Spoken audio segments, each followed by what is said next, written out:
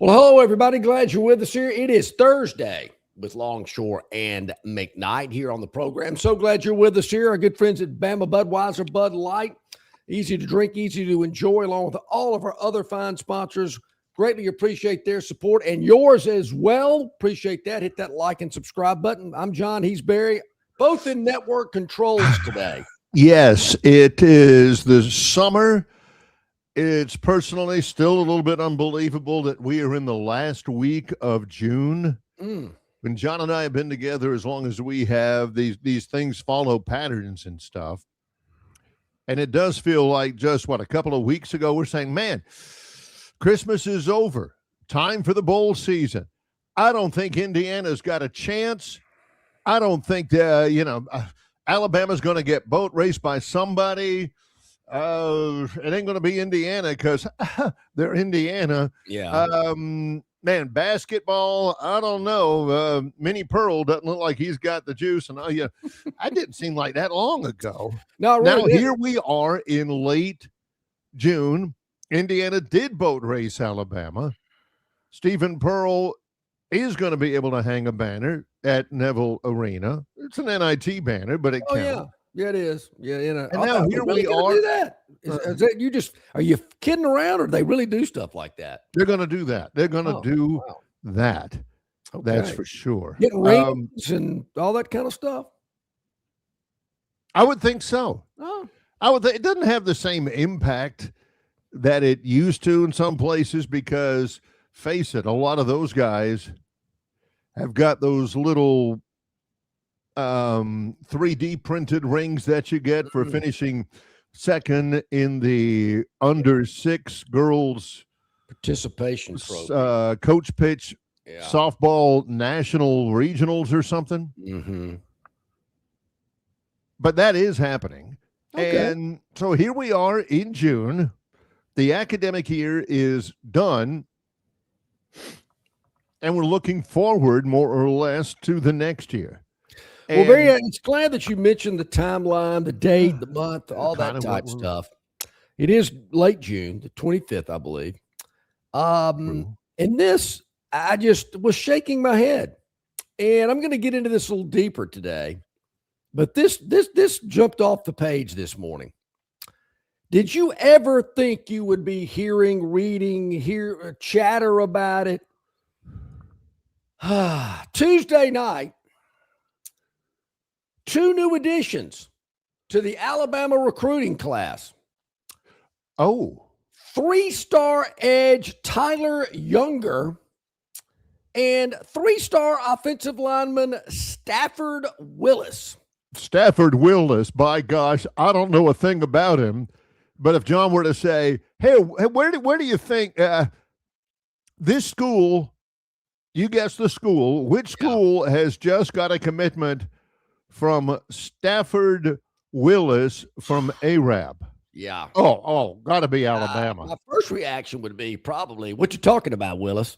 Hell yeah, that'd be something like that. Any relation to Judas Willis or anything like that? It would be, I would say, oh gosh, a name like Stafford Willis. Is it Stafford or Stanford? Stafford Willis. Oh, he's got to go to Alabama. There's no question in my mind. John says, wait a minute, he's a 3-star. He's a 3-star. And I said, oh, well, then never mind. Ain't no way Alabama is ever going to get to a point in their football history where they are getting commitments from 3-stars in June. Yeah. It's happening. That's what I'm getting at. That's what I'm getting at. Stafford Willis sounds like a guy that would play at Stanford or somewhere. I don't know who this kid is. As a matter of fact, 3-star 2027 offensive lineman Stafford Willis. This is another thing that John loves to do. He chose the Crimson Tide over South Carolina, Virginia Tech, and UCLA. The Bruins. Norcross, Georgia, 3-star edge Tyler Younger. He chose the Crimson Tide over Stanford. There we go. There you go. Stanford was his other choice. he's one of those guys. And before, the guys who know ball, people like Way Offsides Jeff say, oh, but he really burst onto the scene in camp. Well, that could be the case. Look, like I'll be the first to tell you, I don't know a damn thing about these guys. Don't follow them. Don't care. 2 years from now, tell me if they're playing. Tell me if they've contributed. Tell me if they panned out like they thought they did, because I don't care right now. It means nothing to me right now. I've been saying that for 30 years. Let me know what this class looks like 2 years from now. Not a bunch of projections and hype and hope and wannabe and giddiness and, oh, look at this, we're killing it. No, you're not. Okay, let me hear you. Come back in 2 years. I know you got to sell subscriptions to your website, and you got to promote the program that you cover, and you got to make it sound like it's the greatest thing that's ever happened, but it isn't. Give me 2 years, then let's reevaluate where you are and all that giddiness in the summer when there's nothing else going on, and you got to act like it's the greatest thing since sliced bread so your fan base will be excited and won't cancel their subscription. You got to be able to give the positive spin. Got it, seen it, lived it for 30 years. This is how lukewarm it's gotten for recruiting at Alabama, which I think is 59th or 69th in the latest rankings. Our guy, Rodney Orr, a little bit later on today, he posted, he said, last year, Tighter Insider broke our annual July 4th tradition by releasing the Firecracker 5 a week early. I remember that. He said this year we might be forced to break tradition again, given that there might not be 5 names to put on the list. It was suggested that we call it the Sparkler Special or something other than the Firecracker 5. That's a good one, Rodney. I like that. It was Sparkler Special. Are there not enough potential commitments left for them to even come up with 5 names? Well, I thought he was thinking about calling it the Sparkler Special because it doesn't have as much explosiveness as Firecracker 5. I'm thinking, why not call it the Zippo Zero, Yeah. Well, Rodney has told us, he's been up front, that he expects this to be a very small class, possibly as small as 12 to 15. We'll ask him again today when he joins us at the top of hour number 2. But, Barry, I find that there again, I got on this earlier this week about my feelings, talked about it last night on CBS 8, about what I think about Alabama football this fall. It could change by the time we get back from Tampa. It could change by the time preseason camp finishes up. But right now, what have I seen out of this coaching staff that makes me believe, oh, boy, this is great. This is going to be fabulous in year 3? Nothing. Nothing in the first 2 years have led me to believe that year 3 is going to be totally different. Don't give me, well, they got a new offensive line coach. So what? If they got any players that are any better at offensive line, that's what I want to see. That's what I want to know. If they got a running back that can rush for over 1,000 yards, I don't think they do.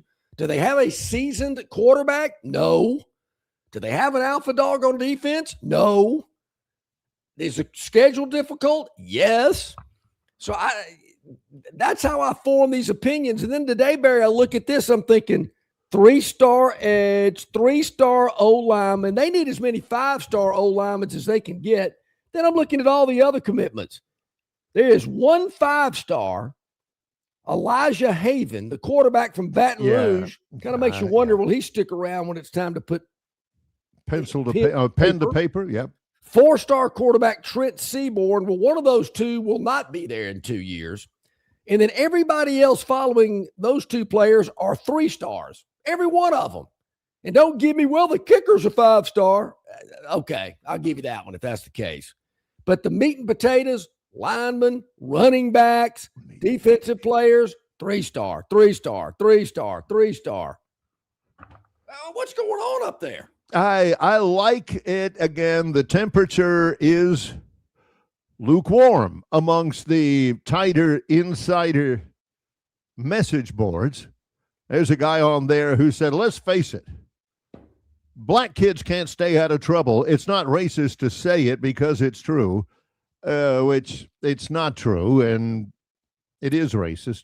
Where did that's out of left field. Where did that come from? That comes from the arrest of former Alabama defensive back Terrion Arnold. What happened? I have no clue. Well, what did he do? Something about a VRBO or something?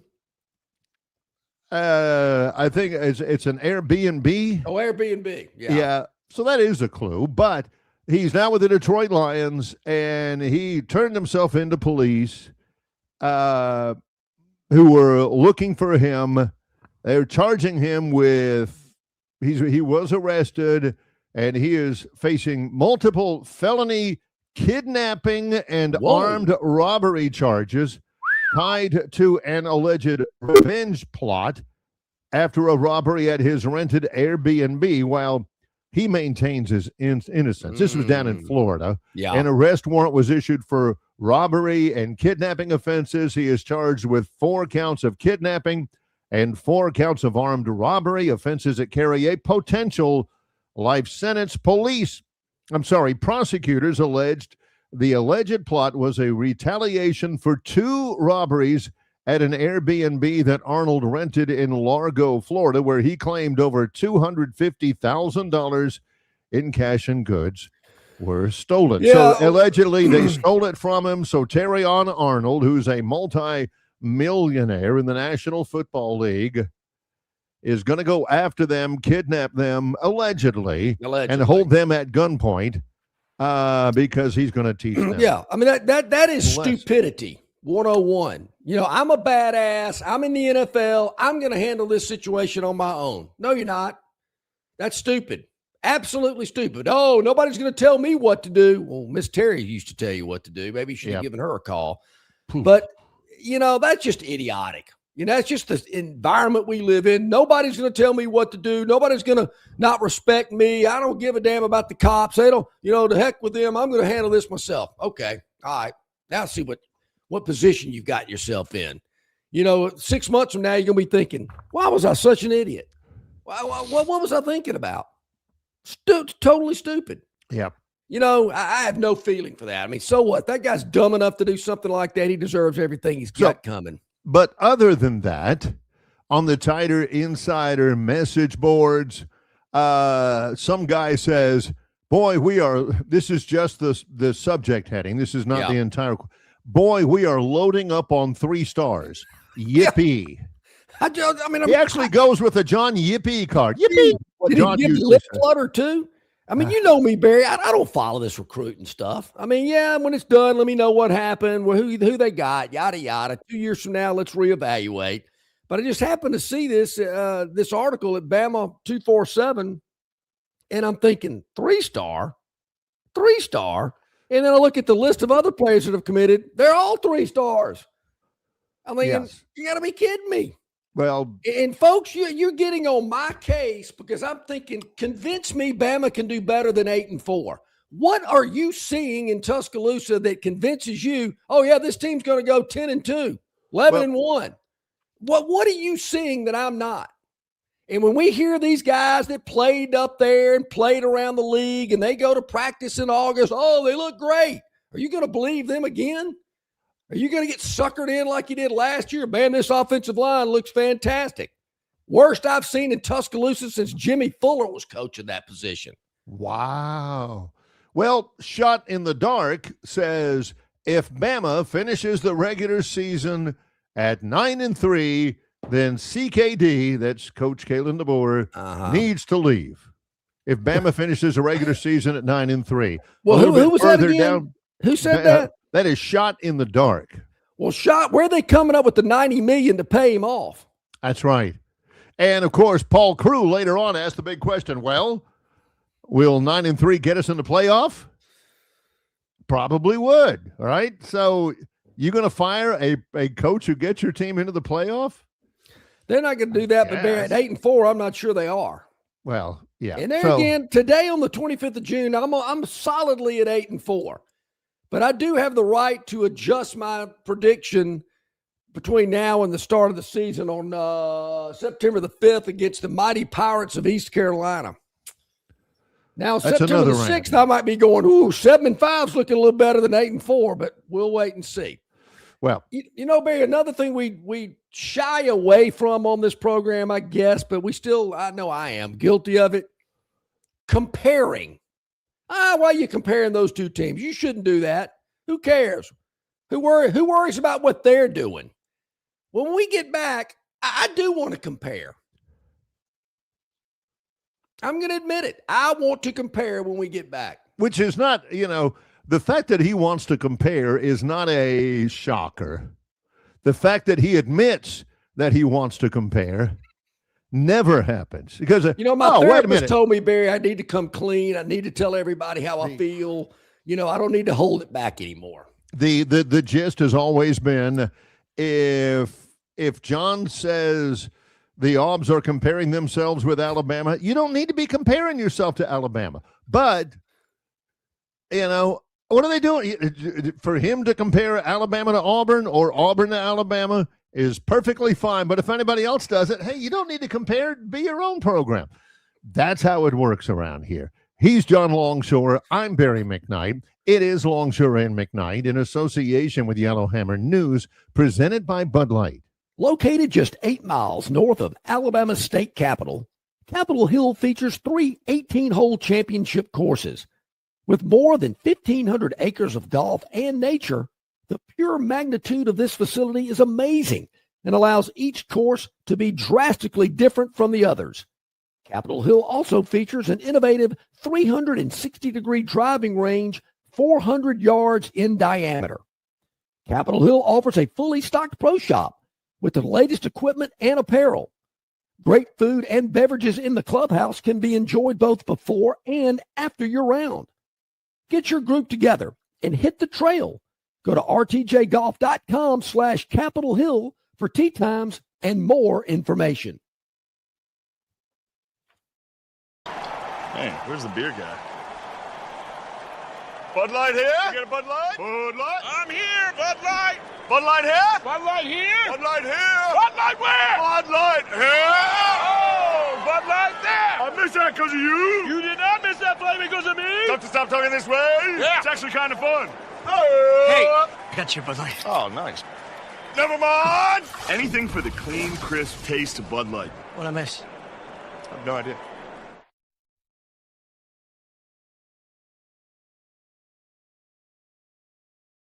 Chances are there's a pack nearby. Fortunately, the same applies to beer.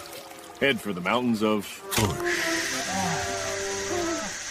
The Bush Guide, cold and smooth survival skills. To avoid going in circles, make note of recognizable landmarks, like that.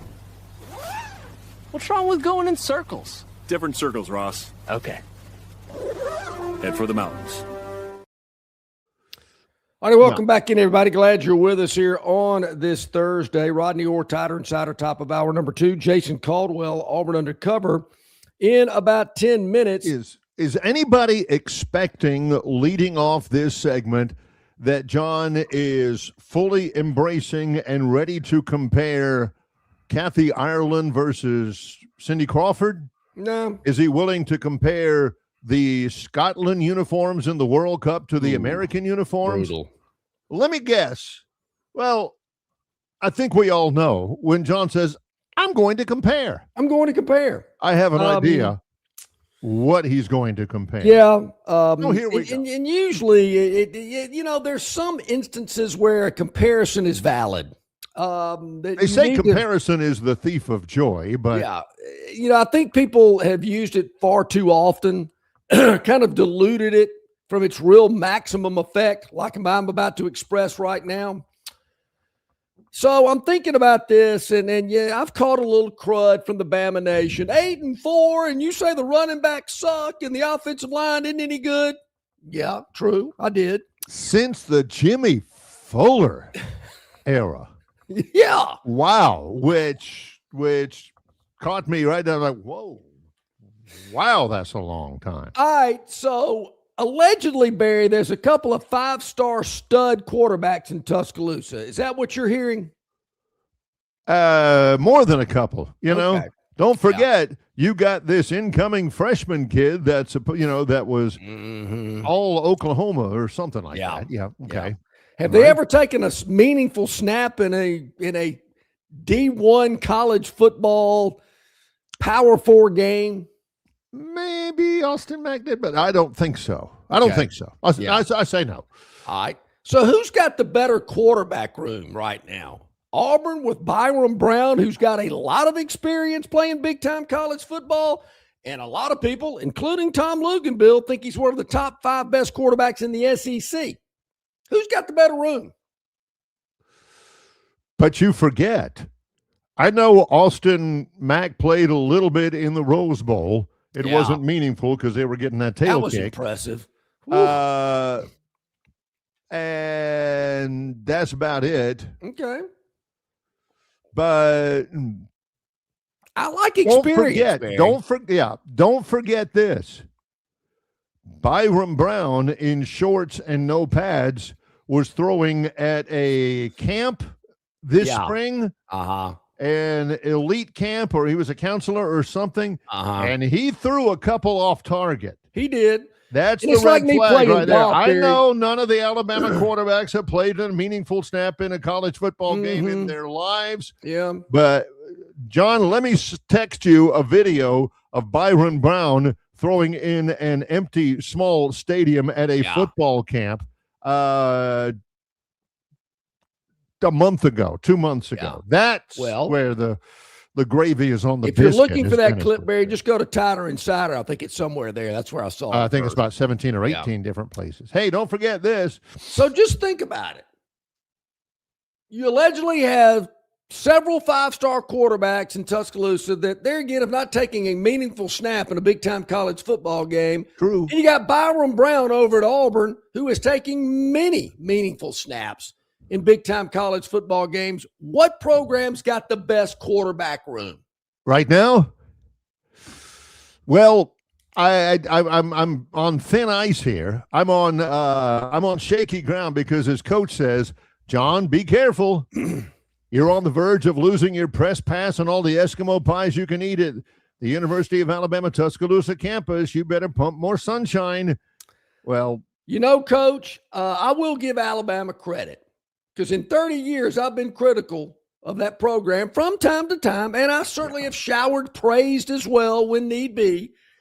But they've never once ever indicated to me that, hey, man, you got to tone it down a little bit, ever. And I've gotten my press passes and my Eskimo pies and my parking pass. So they're good folks. They do their thing, I do mine. So I'm not worried about that. Yeah. Okay. So, my feeling is, to answer your question specifically, Auburn's got the better quarterback. All right. Let's expand it even further. Who's got the better running back room? Ooh. That's not exactly, primo Olympic gold medal finalist. Yep. Least there. I would say Auburn, but nothing like super impressive. If Auburn's running back room is as bad as Alabama's, they won't go 8-4. I believe Auburn's is better. I saw Auburn's running game last year. Yeah. I'm confident in saying today, right now, I feel better about Auburn's running back room than Alabama's. And I know Alabama's got a 5-star up there, but he's a true freshman. And the last time I saw him, he was wheeling himself across the field on one of those little carts where you bend your knee on it and rest on the top of the little cart. I know there's a name for it, but I can't think of it. I can't either. But it's, again, John said something very key there. He says, right here, right now, that's what I think. Bob from Pike Road says, John, nobody knows. Yeah. Duh. Let's play. Opinion. Let's play a couple of games. That might tell us.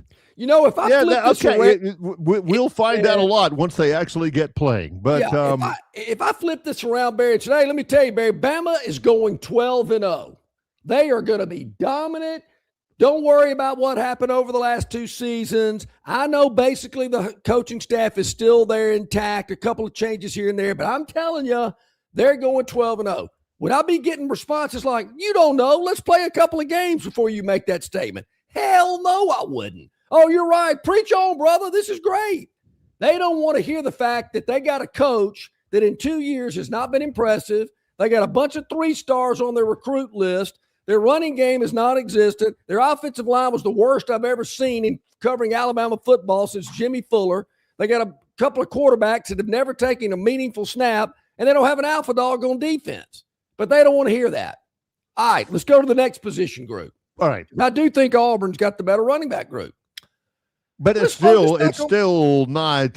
I mean, they ain't, not 1993 Nebraska. Right? Might be this much of a difference. Might be a little bit more, but if I got to choose, I'm taking Auburn today. Okay. Offensive line. I know, that's too easy. I mean, that's a layup. Oh, the dismissive, derisive laugh.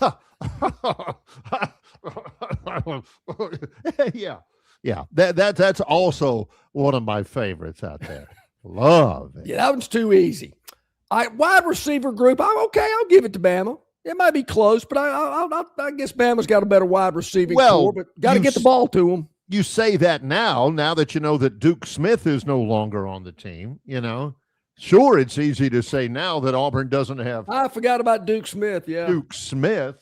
Forgot about him. You never knew he existed before. I didn't. Or he had a brother on the team. I didn't know that. What do you think? You gonna go Bama wide receiver? I would definitely go Bama on wide receiver. Tight end. Toss up. Is Sal Manila still playing for Auburn? Jose Cuevas is gone from Alabama.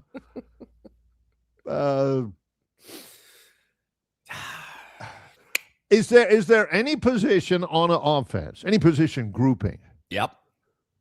Where you can say with the same level of confidence that you could say 10 years ago, and he did say this 10 years ago, there is not a guy on the Auburn starting 11 on offense that could start at Alabama. I did make that And there statement. were times when I said, I don't know that there's a starter that can be on Alabama's two deep. Can we say that? Now, Barry was about this year's. Was that also around the same time I said, Barry, Alabama's wide receivers are better than the New England Patriots, which was true. Oh, it was not They all true. went to the NFL. One of them won the Heisman. They're killing it on Sundays now. Well, yeah, now. Receiver at the Patriots. Now. They were terrible back then. Had that Edelman guy. He turned out okay, I guess. Defense, but we digress here. Yeah, defense, probably a toss-up. I mean, I can't come up with an alpha dog on Alabama's defense. They're going to have a good secondary. But who's the guy in the middle calling the shots? Who's the badass that nobody wants to make mad and listens to everything that he says? I don't see that in Tuscaloosa right now. Maybe it'll happen in preseason camp. Auburn defensively, I know they lost a good one to the NFL from their defense last year. I don't know. I'm a little unsure about the defensive side as I am toward the offense. I'm real confident on the offense. Defense, I'm thinking they're kind of even. What do you think? I just don't know about the defense at Auburn. I mean, they got some guys that I really like. Of course, Xavier Atkins, might be the best defensive player on Auburn or Alabama's team. But I like Melendez. But other than that, there's some questions. It's all transfer portal. This used to be a little bit more definitive in past summers because you knew everybody. There's a lot of guys on there that I promise I have not seen play, like ever. Sure. And so it's difficult to say. But Bob from Pike Road had said, John, wait on that. Let's wait for a couple of games and then we'll find out, right? And we've already flashed that up on the screen. I don't disagree with that. But Bob from Pike Road also says, Bob from Pike Road can definitely say Bama will not go 12-0 or 11-1 or 10-2. Hey, okay. Bob, don't you want to wait a couple of games and see, and maybe that'll answer your questions? If they're not going to go 10-2, then maybe 9-3. That's one game better than what I'm predicting at 8-4. And Shot in the Dark says if they go 9-3, they need to fire Kalen DeBoer. So, well, they're going $90 million. But as I also said, Auburn's schedule is incredibly difficult. That week 3 game with Florida, I think, is going to be very interesting. They go to Knoxville. I'm not sure Tennessee is going to be that good this year. Hate that. Got Georgia in Athens, LSU, got to go to Ole Miss. Not sure they're going to be where they were last year. Bama at the end. I mean, to me, 8-4 is doable for Alex Golesh in year one for Auburn. I think 8-4 is. I'm hearing 7-5-ish. I don't buy that. I'm thinking 8-4 is something that could happen with Auburn. I really do. So there again, I'm not a big compare guy, but Barry, if you look at Alabama's position by position in Auburn's, I think Auburn's got some advantages. Well, there is a good point from Brett from Beauregard, who I like. We need to flash him up more often. He said Jeremiah Cobb had 930 yards through 10 games before hurting a rib early against Mercer. I forgot about that. It's the dang Mercer game, and he gets hurt. Bryson Washington had over 1,000 yards, averaging 5.9 yards per carry, and 788 averaging 5.1 yards per carry into advantage Auburn. That is true. But again, he also says, now who has the best running game, the better running game, will be determined by the offensive line, and I do. We just talked about that as well. All right, what do you say, bottom of the hour timeout? When we return, our friend Jason Caldwell, Auburn Undercover, he's in the green room. He's ready to go. He'll join us when we get back. It's Longshore and McKnight in association with Yellowhammer News, presented by Bud Light. The Destin Connection Seafood Market at 3750 Norman Bridge Road in Montgomery has the freshest seafood direct from the Gulf of America. I'm talking red snapper and grouper, all sizes of Gulf shrimp, jumbo lump crab meat and crab claws, Louisiana Bay oysters, and New Bedford scallops. They are a full-service seafood market and kitchen serving po' boys, dinners, and sandwiches. You know, many well-known restaurants in the river region purchase their seafood from the Destin Connection because they know it's the absolute best. Call ahead and your order will be ready for pickup. The Destin Connection Seafood Market, 3750 Norman Bridge Road. Call 288-4272. That's 288-4272. Budweiser and take a knee. It is the best time of the year. It's baseball season. That means sunshine. It means behind-the-back peanut tosses. And it means sharing some cold, frosty Budweisers with your boys. Because there's nothing more American than watching America's game with America's beer. So let me ask you something. Are you ready to bring your A game? Are you ready to cheer every frozen rope down the line and amazing catch at the warning track? Are you ready for pitchers' duels and slugfests? Tell me, are you ready for the thrill of an incredible walk-off victory? I can't hear you. Are you ready for Budweiser and baseball? Then get on your feet, raise an ice-cold Bud, and let's make this season larger than life. Great times are waiting. Get some Bud! Enjoy responsibly. Budweiser Beer, Anheuser-Busch, St. Louis, Missouri. Big news for Central Alabama travelers. Getting to Texas just got easier. You can now fly nonstop from Montgomery to Houston with United Airlines. No long drives, no layovers, just smooth direct travel from your hometown airport.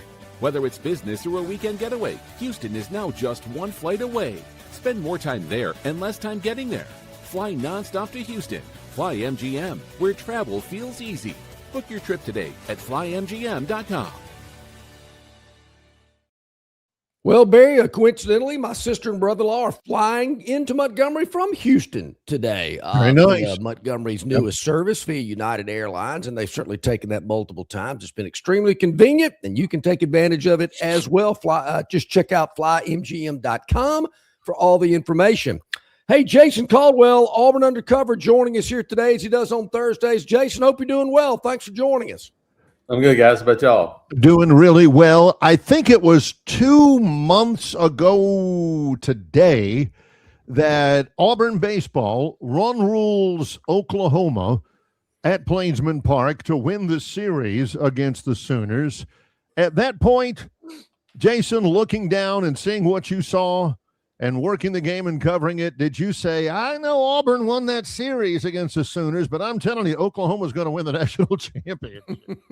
I didn't see a national championship, but when I left, I said I thought they were probably the toughest, like grittiest team that I had seen this year. And then all of a sudden they started hitting the baseball, and you add that to a team that was tough and gritty, and all of a sudden they started hitting home runs, and you see what can happen. It's crazy. It's the second time in 5 years that a team that with a losing SEC record won the national championship in baseball. The other one was Ole Miss 2022. That's right. Yeah. There you go. Yeah. That's it. So you had two teams with losing records. Was that did Mississippi State win it the year before them? Oh, yeah. Like they had back-to-back Mississippi schools win the Natty. We talked about this earlier in the week, Jason. Oklahoma 11th in the SEC ends up winning the national title. We've seen teams go to the NCAA basketball tournament and end up winning it all. You think, whoa, how'd they do that? Could you see that in a 24-team college football playoff, that a team that's maybe getting in at 8-4 run the table and win the national title in football?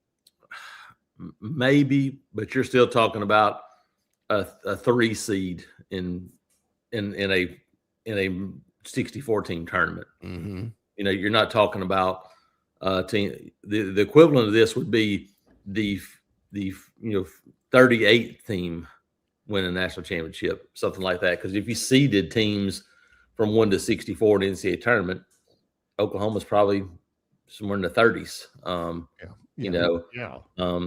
a doubt. And you're probably not going to win a football championship in that regard. It just shows you the difference in the sports. And I know this to a good friend. We were talking last week, and he was talking about the difference in college baseball now. Said, first of all, just think like Mike Piazza was what, a 64th round draft choice. He only got drafted because Lasorda owed his dad a favor or something. I just think this. So basically, they used to draft in baseball until everybody passed one time. So basically, when they got tired of drafting guys, they just quit. Well, now it's 20 rounds. Right. And they're talking about it going down to 12 rounds. You have now full scholarships, and you have NIL money, and you have fewer minor league baseball teams by a lot. There's probably 25 or 30 less teams in minor leagues than there was, 10, 15 years ago. You're talking about an extra 2,500 college baseball players a year that are still playing the sport in college as opposed to being somewhere else. Now you look and go, look, those players are, like Troy had 5-6 guys throwing over 95 miles an hour. They got a top 10 pick at catcher. Like those guys aren't playing college baseball probably 10 years ago. Or if they are, they may be playing in the SEC as opposed to playing. So now you're deeper. That sport is so much deeper than it's ever been, and it's going to continue to get deeper, that it's more possible for a team that finishes 11th in the league to go, hey, we're going to get hot at or teams to make a run in college baseball than I think it is in the other sport. Two-part question. You have been asking for meaningful leadership and legislation from the NCAA for months and months and months now. Is this 5 for 5 legislation that has been announced? Is that what you're asking for? And number 2, what will be the real effects of that? How will it affect recruiting? How will it affect roster? How will it affect all of it, do you think? Yeah, I think it's a great start. If people leave it alone and quit trying to sue to get years back. Listen, you've played your time. Sooner or later, a rule that starts has to be a rule that starts. It's not a rule that, well, I didn't get that rule when I played in 1975. I've got another year left. Sooner or later, you just have to leave it alone. Right. It's a good starting point for me. I still think they're going to have to figure out something from the transfer side of things to where you can go, all right, I know I got a player for 2 years at least. You have to get a way to go, all right, I know what my roster is pretty much going to look like next year. Because right now, nobody does in any sport. We're just talking about baseball, and you go, I heard somebody talking about last night because it was around the NBA draft. They're talking about how tough it is for college football and college baseball and women's college, college basketball and women's college basketball coaches because of how difficult the roster stuff is. I was like, yeah, none of it's as difficult as baseball is. You got the draft thrown in there where losing everybody, you could keep this guy, you could keep this guy. It's a good step in the right direction. I love the 5 for 5. I think it's long overdue. Then you can play guys. It deepens your roster because you don't have to worry about playing. Man, this guy's already played 4 games. Yeah. Well, we can't play him again in football. Or basketball, we can't play this guy at all. Play a little bit, and his red shirt's gone. Or baseball, right? Same thing. Now you can play somebody, develop them, give them some at bats, or give them some time on the court. And not only does it show you, well, they're good enough to play, it might show you they're not good enough to play. And then you can say, look, if you want to do this, you probably need to go somewhere else to get some playing time because, look, you're just not going to fit into our plans. Are you in favor, and we've had Senator Tuberville on several times talking about this, the one-time transfer? You got one shot. That's it. You can't transfer after that. I'm good with that. I still think you need to be 2 years before you can do it. Yeah, I like that too. I think you need to go, listen. Yeah. You sign here, you got to be there 2 years. After that, you got to transfer. The second one, it's old school. You got to sit out a year. And listen, I know people say, well, regular students, these aren't regular students. Mm-hmm. The regular students don't get paid $125,000 or $2.5 million to transfer. These are regular students that they're getting scholarships, they're getting meals paid for, they're getting housing paid for, they're getting everything paid for, and they're getting paid. We're going to have to get to collective bargaining, and they're going to be employees. There's no other way around this. But the fact that people think they're not regular students anymore, they're just not, and so they can't be treated like regular students, and so there's got to be some protection on both sides. And people will go, well, look at coaches, they move. Well, somebody pays a $40 million buyout to somebody if somebody leaves and wants to go coach somewhere else. Sooner somebody pays something. There's going to have to be some protection on the side of this thing, because right now it's all one-sided. Yeah, and listen, kids, they deserve something, go for it, whatever. But you can't have every bit of the power, and that's where it is. Yeah, it's in the hands of the student athletes right now, every single bit of it. Yes. Yes, it is. Jason Caldwell, as you see at the bottom scrolled on our screen, auburnundercover.com at ITAT Jason. Even though there's no official visits and everything in football, you can still commit. You can still all that. Auburn's doing pretty well, right? I mean, the couple of wide receivers and all that, they continue to be in recently unfamiliar air in terms of the Auburn Undercover team rankings and stuff, right? Yeah, number 8 nationally right now, and it's really interesting because it's being done a little bit different way. They don't have a 5-star commitment. Got some 4-star commitments. I think 9 of their 24, but they got a lot of good players, and it feels like that way. Like you're not going out and spending a bunch of money for 3 5-star guys.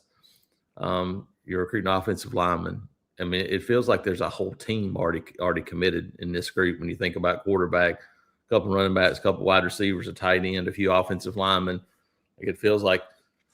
And I talked to Alex Golish Sunday. I think they had their final elite camp of the summer, and I said, look, it feels like for the first time in a long time that there's a plan in recruiting, like you're recruiting to what you want a team to look like, and not just recruiting players.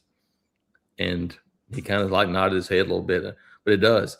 And said, well, let's go sign this guy because he's highly rated. Well, does he fit what you want to do on offense or defense? If he doesn't, then there's no need to do it. And it feels like they're recruiting guys that fit what they want to do and what they want to be. And they've got some good players along the way. Like I said, I don't think they've gone out and just emptied the pocketbook, because if you did that, you'd have 4 or 5 5-star guys. It just feels like there's a plan in recruiting. They're getting solid players, and there's no substitute for just putting in the work.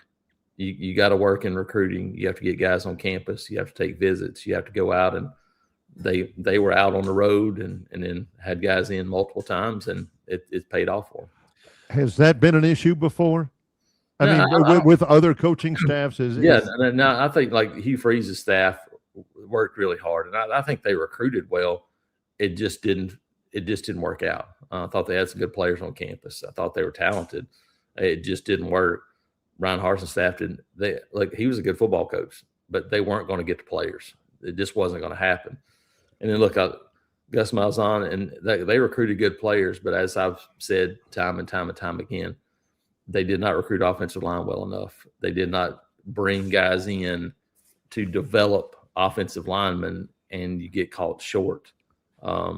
And then, look, they recruited good quarterbacks. It just didn't feel like the quarterbacks were fits for what worked well in that offensive system for too many times. And you look at this one, and it feels like, hey, we want to be a team that has a running quarterback, throw the ball. We want to run the football, spread the field on the ground, and then it feels like that's what they're recruiting to as an offensive system.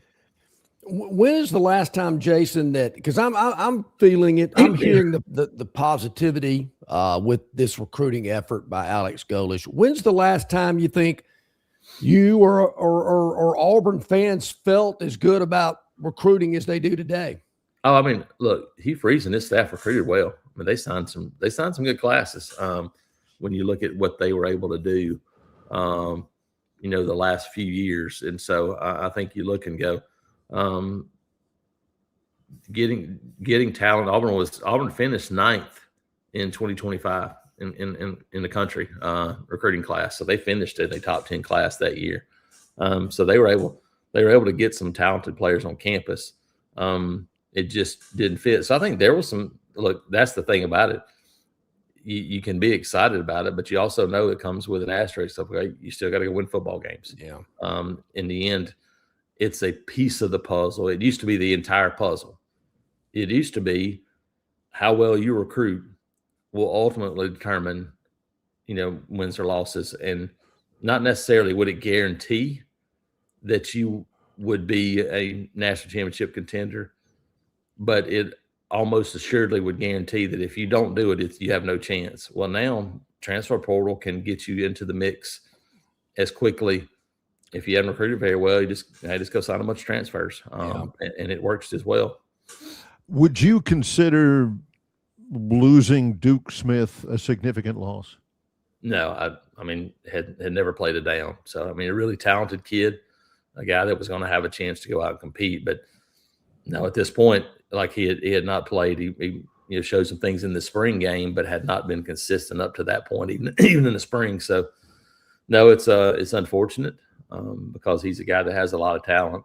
Hopefully he'll go somewhere and get it back on track and go show that talent and go get it done somewhere. But no, I don't, could have been one, but it's not like you're losing a proven guy. No.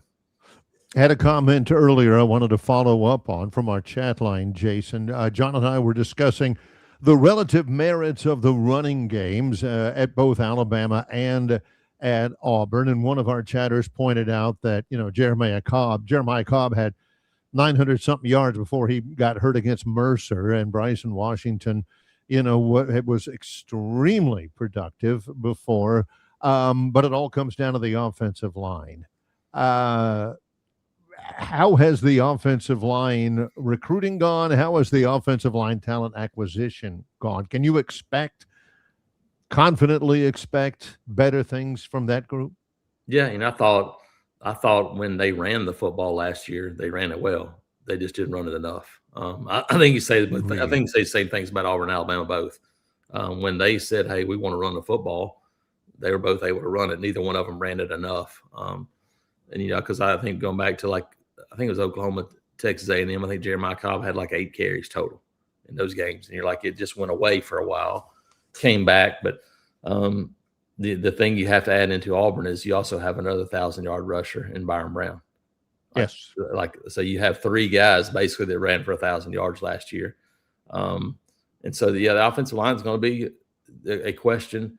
But as I kind of now, I may be proven wrong, but I think the system really benefits them when you come together, because when you start going tempo, when you start going fast, we've seen it before. That evens the field on a lot of teams. And I think even last year, you look at Auburn's offense, the difference in the last 3 games of the season when they said, okay, we're going to go back to some tempo, and they go to Vandy and they move the football up and down the field against Vandy. hey, moved it pretty good against Alabama as well. That would not have happened without the tempo that they brought late in the season. So I think adding tempo in, getting back to doing those things and having a running quarterback, I think it opens up a lot of things in the running game for this team, in year one.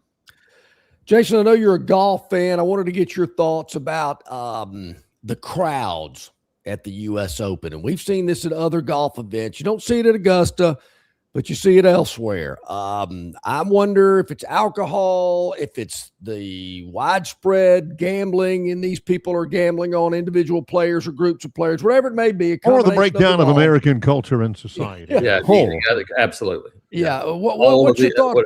That's like Brewster's Millions, all of the above. Yeah.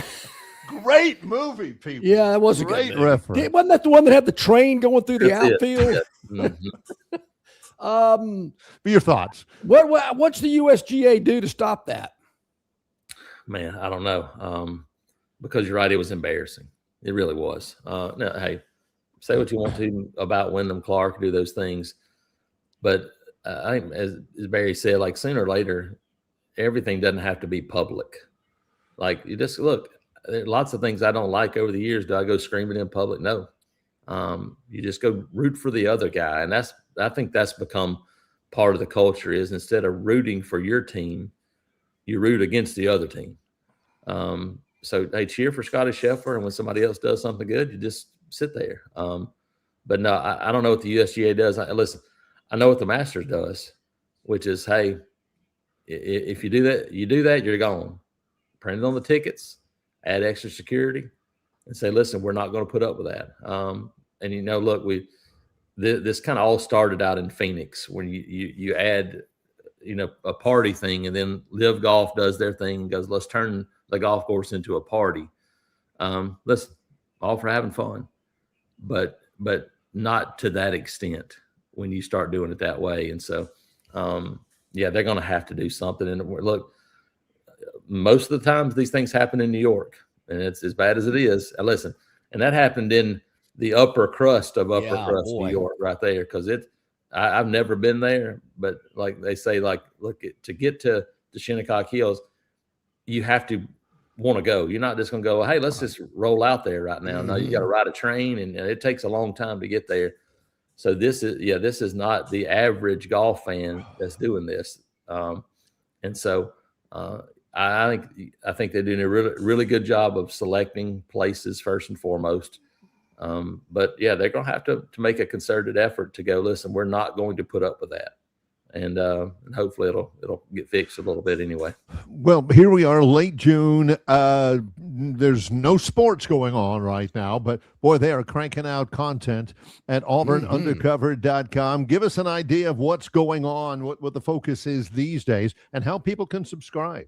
Yeah, well, I guess Auburn fans got a little shocked last night, even though it wound up being nothing. But Narcisse Goy gets drafted in the NBA draft, and you learn something. I've heard it before, but I never really had to worry about a draft and follow before in basketball. But that's exactly what it is, a draft and stash, I guess is what they call it. But because they've done it with European players for years. But now these guys are coming to play college basketball. So they he gets drafted last night, which shows you that's a pretty good get by Auburn, that an NBA team is wanting to hold on to this guy. But and he said he's coming to school, expected to be in Auburn maybe as early as tomorrow to start working out, doing some of those things. But him and Montes Rupstavicius, both those guys expected to be in to add to this roster, and they'll be off and running. But it's got lots on that. Myself and Nathan King went and watched basketball practice this week, so we've had some things from basketball. Wrote a Chase Fralick story today. He's at Team USA, and just talk about him, that opportunity, and then coming back for next year and kind of building around this group. So it doesn't slow down. There's lots to talk about, so you can check it out there at auburnundercover.com or follow me at ITAT Jason. Outstanding content, as always, at Auburn Undercover. Jason Caldwell and that fabulous staff bringing you all the insight and info with Auburn Athletics. Make sure you hop on board with those guys. Hey, Jason, as always, we appreciate your time, my friend.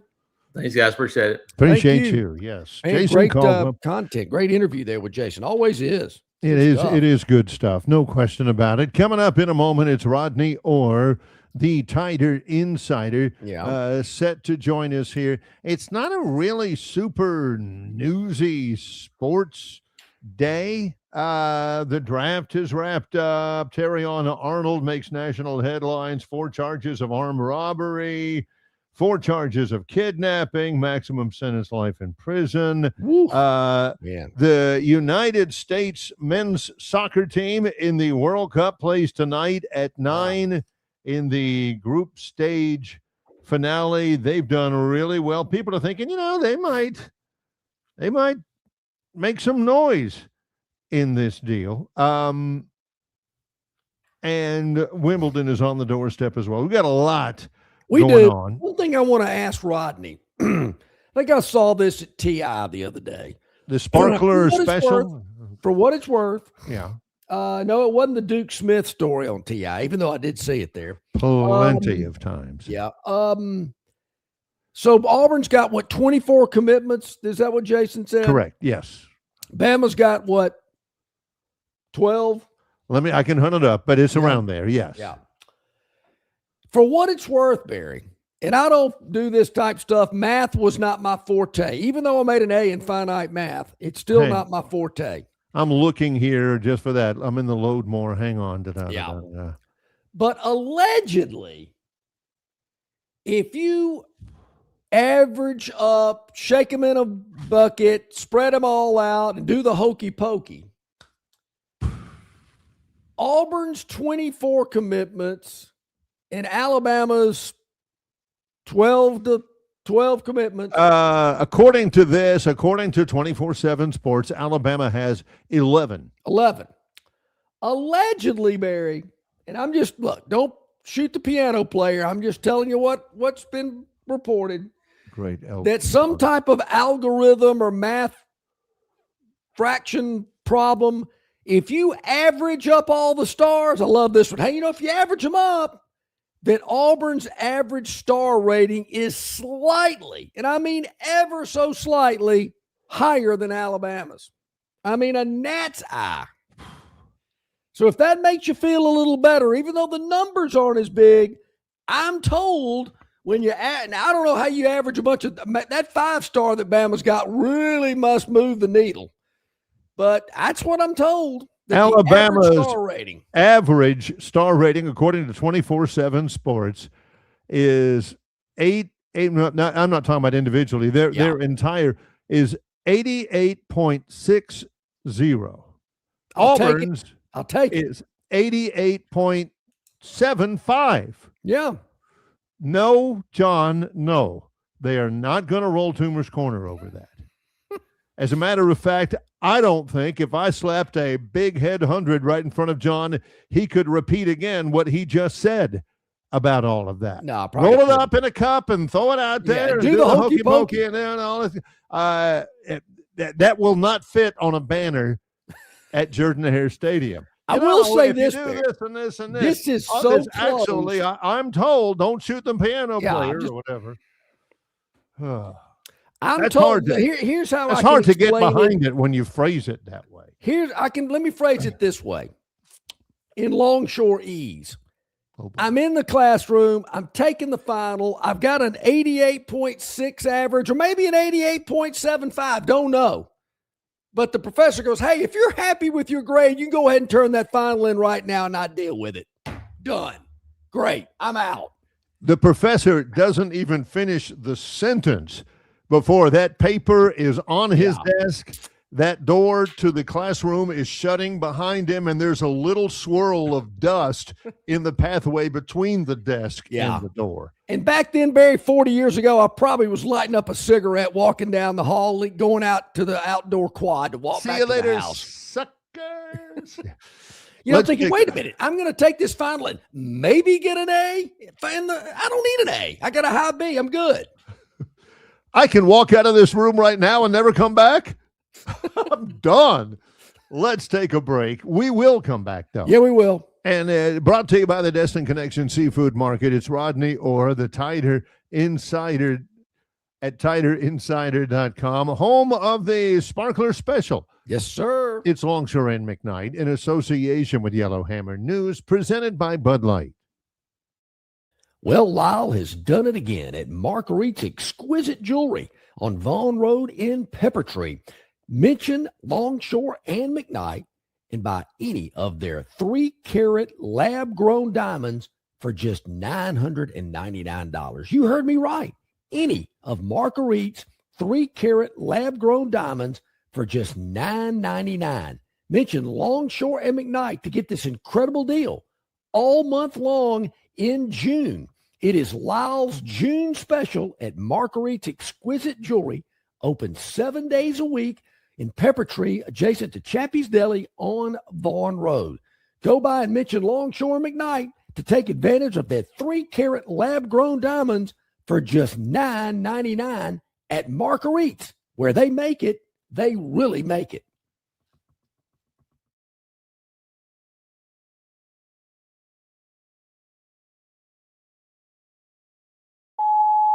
Hey, bro, weirdest thing is happening at the game. This guy sitting next to me says, "You're our good luck charm. Every time I crack a Bud Light, we score a touchdown." Now his entire family wants to buy me Bud Lights. I think I'm some kind of a football prophet. Talk soon. The team needs me. Anything for Bud Light, the official beer sponsor of the NFL. Stock up today. Enjoy responsibly. Copyright 2025 Anheuser-Busch Bud Light Beer, St. Louis, Missouri.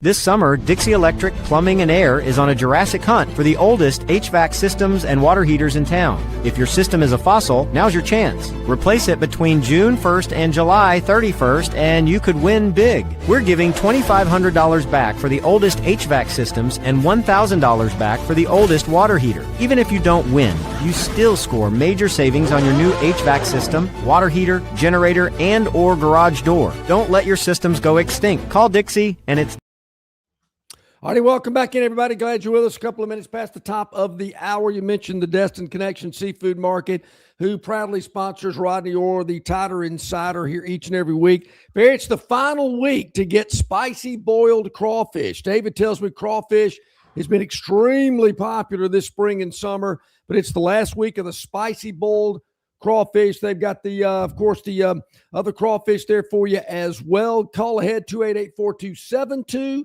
Your order will be ready for pickup, or you can drop by there over on Norman Bridge Road and pick it up yourself. Also, why don't you do like I do? If you're heading down to the coast or up to the lake for the 4th of July weekend, go by the Destin Connection and pick it up before you go. I'm telling you, I do it all the time. But, John, why don't you just get it when you're down at the Gulf? But why would you? Hey, they're going to price gouge you to death down there. Believe me. The prices are insane down there. Plus, David's seafood's fresher than what you're getting down there. I promise you. So I do that all the time. I'm going to do it before I head down to the coast for the 4th. Yep. Pick it up at the Destin Connection Seafood Market, and they'll have it ready for you. I mean, their showcases, it looks fantastic. It tastes even better. Check it out, the Destin Connection Seafood Market. Rodney Orr, the Tider Insider, joining us here today. As always, Rodney, thanks for being on with us. How you doing today? I'm doing well, guys. How are the both of you? We're doing really well. We've had some conversation already about, obviously coming up on the 4th of July. Rodney and TiderInsider.com are famous for their Firecracker 5. You released it a week early last year. You may have to make another adjustment this year, Rodney. Did we lose Rodney? Uh-oh. I might have already made the adjustment. Oh, okay. Can you guys hear me? Yeah, we got you. Yeah. Yeah, I'm sorry. I'm traveling, so, you never know when you hit a spot. Sure. So that's okay. Last night, so we... Uh-oh, I think we lost him. Yeah, we might need to get him reconnected here, possibly. We'll see what happens. Yes, got to do that. Yeah, he's traveling this morning. Maybe have a speaking engagement. We'll certainly see if we can check him out, get him reconnected here this morning. Because you mentioned it, Barry. It's the Sparkler 5 today, maybe? The Sparkler Special. The Sparkler Special. Yeah, because they don't have 5 How does that work, Rodney? Yeah, we're going to see if we can get Rodney reestablished. Maybe Gurn Jr. can send him another link, and we'll get him back on here with us as he's traveling here this morning. Excuse me. And see if we can get that reconnected. But I'd be interested to know who they are. 11 is what you're saying is is where Alabama's at the moment when it comes to commitments? I'm looking at it right now, and this is not TiderInsider.com's rankings. Alabama is rated number 62 in recruiting, right ahead of UNLV, and right behind South Carolina. Alabama has 11 commitments, 1 5-star, 1 4-star, 8 3-stars. But you say, but that doesn't add up to 11. Well, they may have gotten somebody who's below a 3-star. Ooh, Bear, I didn't think about that. Yeah. It does happen, John. Is the kicker on that list? Oh, the kicker's a 5-star, I think. Okay. Yeah. I wondered if that, I heard that, but sometimes they don't put kickers. I've seen it before where the kickers just aren't even listed. I'm thinking, well, they're a player. They dress out. That's right. They win games. Yeah. I mean, come on. So I don't know what's going on with that, but I know the kicker allegedly is a 5-star. And Alabama's had some success with kickers and punters that were highly rated. For some reason, I always think of J.K. Scott. Oh, he was a stud now. Yeah. He was a stud. Nobody, I say nobody, not enough people ever think of Joseph Bulovas. Yep. Is that, am I right? No. Oh, even I'm drawing a blank. Who's the kid that plays for the Vikings that was really good, that was a place kicker? Yeah, it was like the all-time leading scorer in NCAA football. And the thing about kickers, Barry, you got to do something dramatic, like man, I can't. Tiffin, Lee Tiffin. Not Lee was his son. Van Tiffin. There we go. I couldn't think of Van Tiffin. Then of course you got the double 6 guns up in Knoxville. And then, of course, that kicker we're talking about did win it in Austin, beat Texas a couple of years ago. Will Reichert, the all-time leading scorer in his NCAA history. That's the problem. That's a self-fulfilling prophecy. Yeah. He's one of the greatest kickers in college football history, and I don't think of it. Hey, I think Rodney's back with us here. Rodney, I think we got everything figured out here today. We hope so. Hope you're doing well. I'm doing well, guys. How are you again? Good. Doing well. I forgot the question you had asked. Rodney. We were asking about, you were saying that you may have already made an adjustment in your Firecracker 5 for the Independence Day holiday, Rodney. Yeah, again, obviously a small class. There's not many names left, and some people, on the board have said Alabama's bargain hunting this year in terms of their recruiting. So we kind of took on a suggestion that instead of the Firecracker 5, we'll call it the Sparkler Special. How about that? I like that. Yeah, we just listed 3 guys that are upcoming with announcements. Obviously Jeremiah Beverly, the local kid from Tuscaloosa, the edge player at linebacker at Hillcrest High School, is going to announce on Friday. Certainly expected Alabama. Osani Gales is supposed to announce on the 27th. Obviously he's a really highly recruited wide receiver. We'll see what happens there, but Alabama's a strong favorite right now. And then also Kyron Caldwell from Lake City, Florida, a wide receiver, is expected to announce on the 4th, actually. So he would be a real firecracker guy. I like it. Yeah, he's expected to pick Alabama too. So looks like those 3, and there potentially is some more. We'll see. Now, I was out last week, so I've been under the radar, and maybe I missed this. The wide receiver from Indiana that grew up in Birmingham or has family there, Monshawn Sales. Yeah. Yeah, he's obviously the number 1 receiver in the country in the class, and Alabama's been in there, but I think my guess is he's going to end up elsewhere. I know that Indiana obviously has made a really strong pitch. Texas has been in there. You probably heard the Jalen Waddle news that supposedly Waddle was out there helping them recruit, but I know Waddle was there. And that can be another topic here if you want to address it. But Waddle was there on that weekend and when he visited last weekend. We'll see what happens with him. Ohio State and Miami have been in the mix as well. Ooh, what can you tell us about Jalen Waddle? That sounds interesting. Well, there were some pictures on social media of Waddle with Jeff Banks, the Texas assistant, of course, a former Alabama assistant, former Texas A&M assistant, and Banks has a long relationship with Jalen Waddle. He recruited him when Banks was at Texas A&M, so that goes way back. There were a lot of people that thought that Waddle may end up at Texas A&M. It probably would have if not for Alabama. But of course, Sark was the offensive coordinator when Waddle was here as a star. So they've got relationships. I'm not sure. Here's the thing, John and Barry, and you guys know this.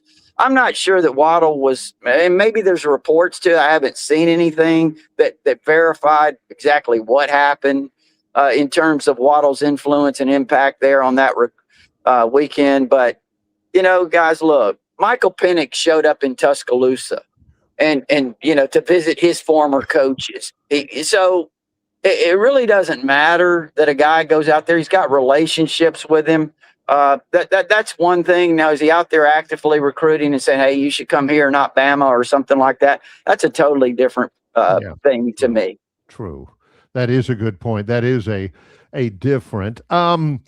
Your initial reaction to the NCAA's 5-year eligibility clock, will that help? Will that hurt? Will that fix everything? Or is it only a start? Well, I think it's a start. I think, you have to have some rules and guidelines, right? And I think that's a great start. How long are we going to let these guys get 6, 7, 8, 9 years in playing college sports? So it is a start. It is a guideline. It is a rule. It's a positive thing. And here's our problem.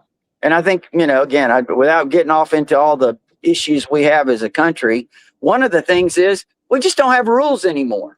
I don't think people understand how to follow rules. And if you don't follow them, if you don't do what you're supposed to do when you're supposed to do it and be where you're supposed to be, you're probably setting yourself up for some issues. And I think right now that's why we're where we are in college sports is because there are no rules. Hey, preach on, Rodney. I'm with you, buddy. Exactly right. Yeah. I'm all in. Nowadays, it's not about rules. It's about what can you get away with or what can you lawyer your way out of. So, Rodney, I'm sure you've seen this on TI message boards. It always is, but man, it's been really entertaining lately. I got to admit, there's been a little, what I sense is panic, a little disappointment, whatever it may be, based on the number of players Alabama has committed, their average star rating, things of that nature. But Barry and I were talking about this just a moment ago, and you know how it is in this state. There's a lot of comparison between programs. And in this state, a lot of people like to compare what's going on at Auburn and Alabama and vice versa. And Barry ran the numbers or looked it up, as he always does, to give us the exact factual numbers that we're looking for. But when you add up the average star rating of Auburn's commitments, who are, I think, at 24 right now, and Alabama's, which are at 11, the average star rating amongst all those players is just, it's razor thin in difference. Well, what is the difference? Alabama's at 88.60 and Auburn's at 88.75. Correct. Okay. Yeah. It's close. So, if you're Auburn, you got a little bit to cheer about right now, even if it is a slim margin. Look, I honestly, I think Auburn's done a really, really good job of recruiting. I do, regardless of what those rankings are, what they reflect. I think Golish is doing a really good job. They're identifying players. They seem to be focused. And that's the one thing I'll say. And again, you didn't call me to talk about Auburn, but no, you can. it does seem to me that there is a more focus there that wasn't there. Yeah. With Hugh Freeze. So, give him credit for that. But as far as Alabama's concerned, like you said, I mean, it's been a lot of gnashing of the teeth right now, because of the way this recruiting class is. But I do think most of the players that Alabama has recruited, as I look at them, I think they're really good players. No, there's some that you say, okay, maybe that's a questionable one right there, but for the most part, I mean, I think they're having a small class, and the guys, some of them aren't rated as highly as what Alabama fans are accustomed to. And here's the question, John and Barry: is this an indication that? And I think a lot of it's going to depend on what happens with guys leaving, in terms of leaving in the portal as we get towards the end of the year. And what Alabama decides to do in the portal, that could be a real key. Is Alabama planning to go a little deeper in the portal? We'll see. Do you suspect so? It seems as though that's what they're setting themselves up to do, right? Barry, I would like to think that, but I'm not sure. It seems to me the philosophy right now is this. We're set on retention, and that's the direction and I say we, I'm talking as if I'm part of that decision. That's the direction you want to go. So that's first and foremost, and your portal will depend on, what your needs are based on those guys that leave at the end of the year. So that'll determine more of your direction. So I don't know if it's necessarily the plan, the portal is the plan, or if it's just, okay, it could be an option for us at the end of the year. Rodney Orr, the Tider Insider, joining us as he does each and every Thursday during this period, sponsored by the Destin Connection Seafood Market. As I mentioned, David tells me it's the last week for the spicy boiled crawfish. Call ahead 288-4272 to get your spicy boiled crawfish order ready to go for the 4th of July. Well, of course, next week is the week of the 4th.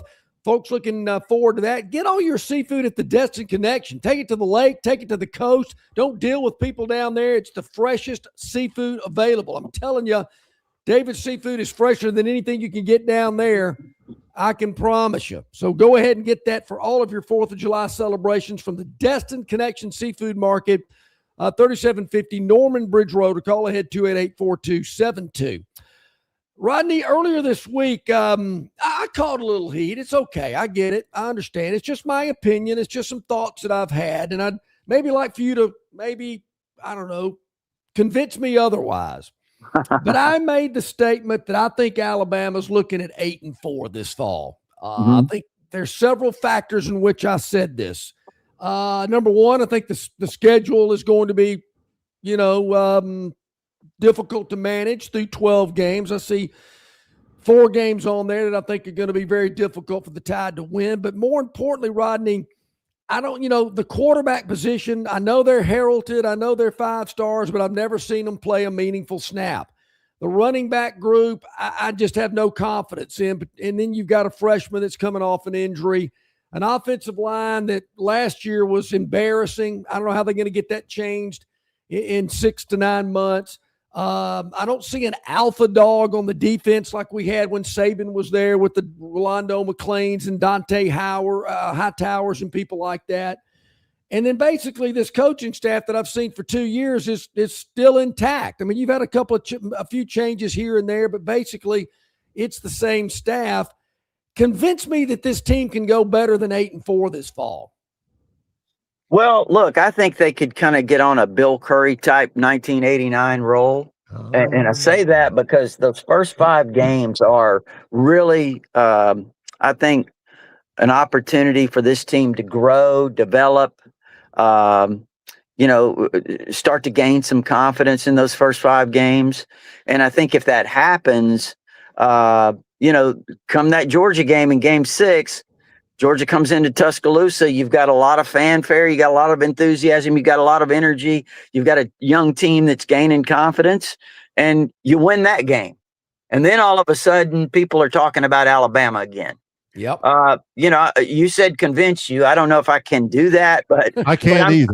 I'm trying to create a scenario here where I see that Alabama can be very successful, maybe 10-2, and maybe even better, and slip into the playoffs and make a little run. And it kind of seems like that Bill Curry 89 year where they overcame some expectations, some limitations, and really developed into an outstanding team. Now, will that happen, John? It remains to be seen, obviously, but I think there are some tools there. I think Keelan Russell is a real key. Yeah. Now, look, I'm not predicting that he's going to win the job because I really like Austin Mack. I really do. I just think that Keelan Russell is a guy who has the ability to lift the team, lift the players around him to another level, kind of like a Bryce Young. I don't know if he's there this year, but I see that potential in him. Yeah, I've heard a lot about him. I'm certainly, there again, just hadn't seen him, so we gotta see him in game, meaningful game time action, all of these quarterbacks to see how they shake out. And I'm with you. The 89 team that Bill Curry had, only thing I don't want to see, Rodney, is a fake field goal attempt against Auburn, which basically doomed the Tide that afternoon at Jordan-Hare. He has not given up on that. Bryant Denny. Here's the crazy thing about all that. Number one is if you're going to do some of that, at least put a guy, at least put a guy back there that can throw. Jeff Wall was throwing it to David Lenore. I mean, nothing against those guys. It's just not their strength throwing and catching, right? Yeah. I mean, when that play was over, I remember shaking my head going, this is over. We're done. They ain't got a prayer winning this game after that boneheaded call. You'd actually posted something at TI about schedule luck. Coach Bryant talked about it, Rodney. You posted something about it on TI. Yeah, some people were upset because one of the national publications or something named Alabama's having an easy schedule or a weak schedule, and they were upset about how that this was developing as an excuse if DeBoer happened to have a good year that Alabama had a weak schedule. Well, first of all, Coach Bryant always talked about there were factors involved in having a successful season, and one of the keys was schedule luck. And I do think there's schedule luck there. I touched on that. The first 5 games, I think if Alabama's not 5-0 after those games, after those first 5, there could be trouble, John and Barry. There could be trouble. Yeah. I mean, and it doesn't mean that those teams are weak. It just means Alabama should probably, as you look at them today, win those games. And you got to be 5-0 at that point. That's schedule luck. Now, does Alabama take advantage of that? Do they develop? Do they grow? Do they gain a lot of confidence in those first 5 games? The scenario I laid out to you says they do. But let's see. I think it's an opportunity for Alabama to get off to a great start. I totally agree. I think the first 5 have got to win them. You're right, Rodney. If they lose one of those 5, there's a problem. There's some issues. They're going to be a favorite in every one of those games. I am a little suspicious of that game in Lexington at Kentucky in week 2. You don't want to overlook the Wildcats. That might be one of those Bama wins, but maybe a little tighter than the experts predict. But I'm with you. They need to be 5-0 before they welcome Georgia into Bryant Denny on October the 10th. Well, you know what? Look, I think even if you eke those games out, that's big because you're learning how to win. You're winning the close games. I think that's something that's extremely important, especially in this conference. You've got to win those games. So I agree with you. I think Kentucky.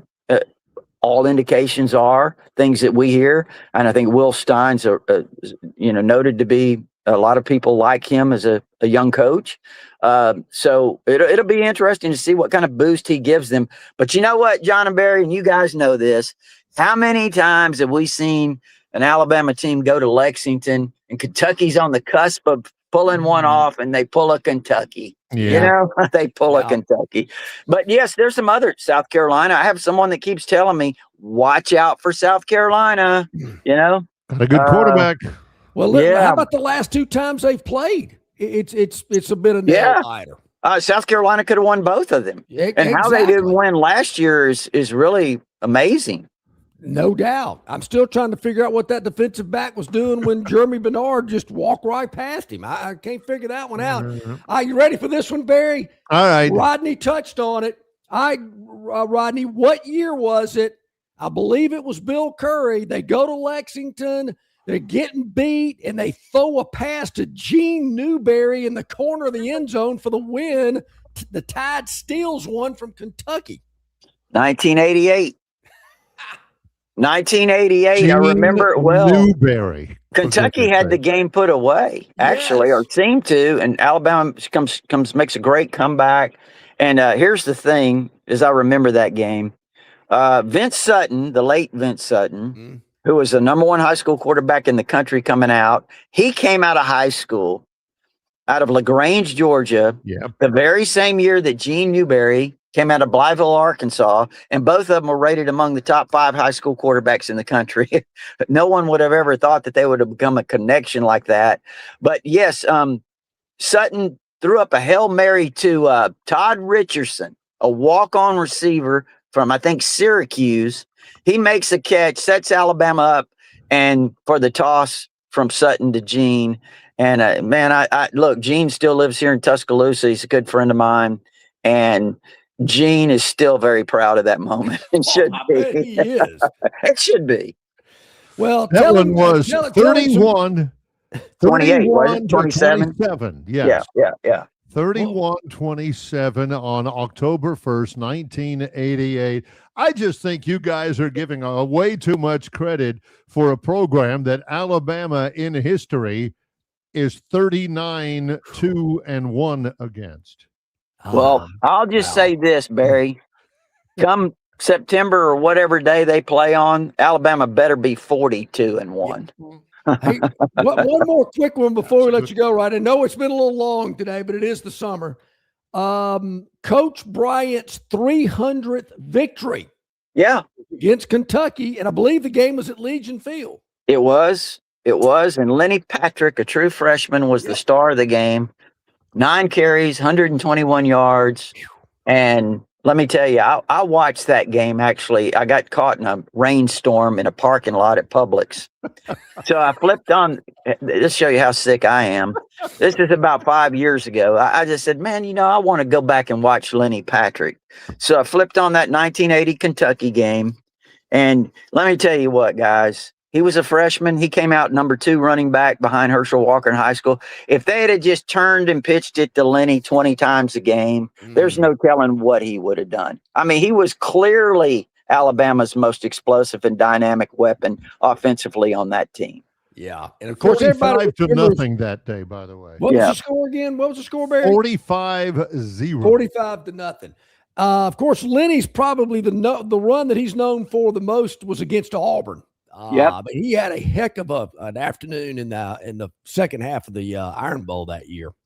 He really did. That was, Lenny had gotten in a lot of trouble that season. But it's his sophomore year, but here's the thing: that play, they lined up in the wishbone, and it was basically just a toss. It was not an option play. It was a toss to the right side.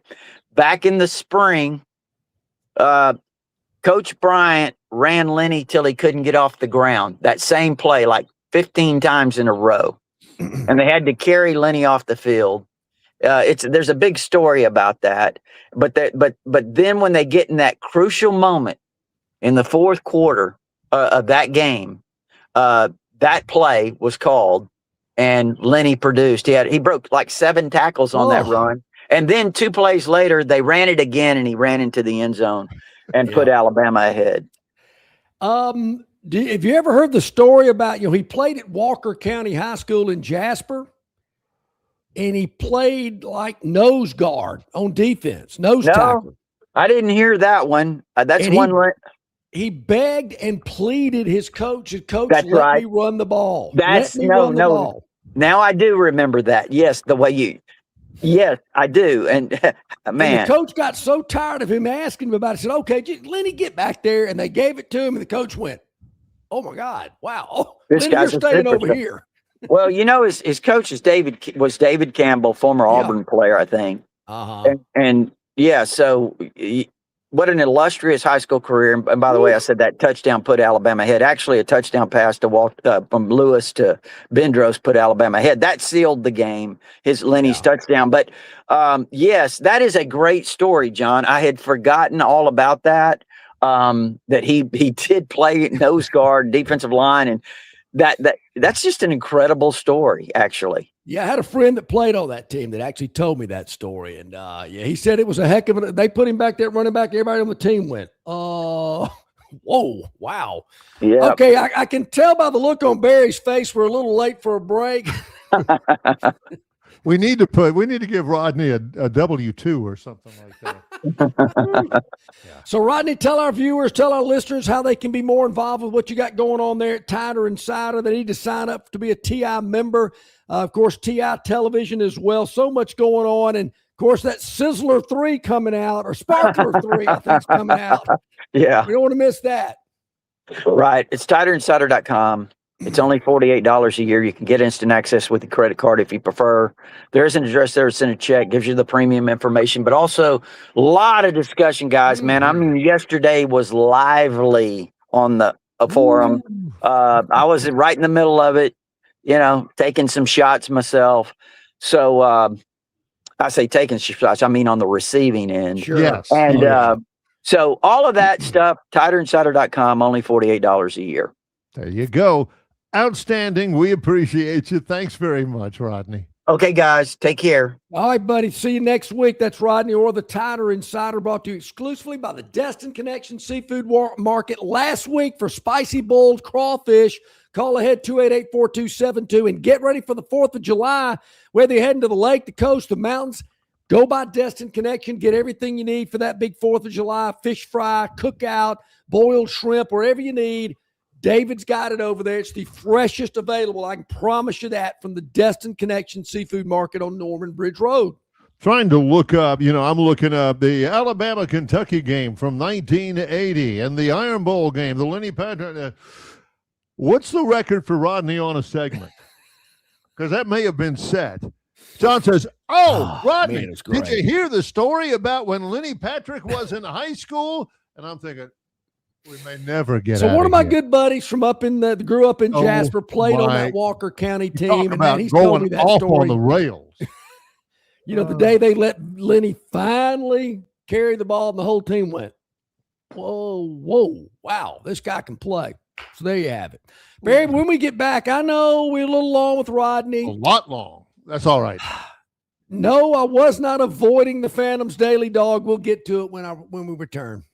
It's Longshore and McKnight in association with Yellowhammer News, presented by Bud Light. Drive away in a Toyota Crown Platinum or win your share of $25,000 in free play during Victoryland Casino's Crown and $25K free play giveaway. The more you visit, the more chances you have to win. Visit our Players Club and check out this month's exciting free play promotions. You'll have more fun at Victoryland Casino, where you can be a winner too. Victoryland Casino, off I-85 exit 22 in Shorter, Alabama. Drawings July 10th and 11th. Must be 21 or older. Must be present to win. The following is a message from the Bud Light Party. July 4th is the most demanding holiday of the year. Justine just wants a half. Alex needs a hot dog without a bun. And Rose says her homemade veggie burgers taste just like the real thing. So this July 4th, stock up on a sure thing. Bud Light. It's a 4th of July fixture everyone can agree to agree on. This message approved by the Bud Light Party. Raise one to right now. Enjoy responsibly. Bud Light Beer, AB, St. Louis, Missouri.